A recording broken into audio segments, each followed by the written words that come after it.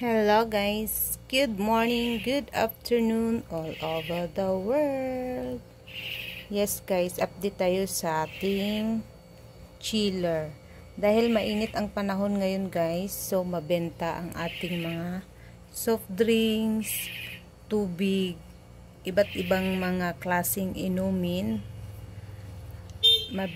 Nabebenta siya ngayong summer guys, kasi dito sa amin, di ko alam sa ibang lugar kung sobrang init ba doon sa kanila, pero dito sa amin sa Cagayan is super duper init guys.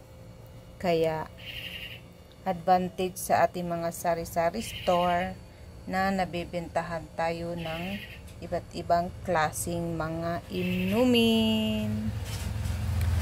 Sa isang araw, sa isang linggo guys, halos araw-araw akong nag-o-order ng soft drinks. Dahil nga, very sellable ang soft drinks ngayong summer. At saka yellow. Yan.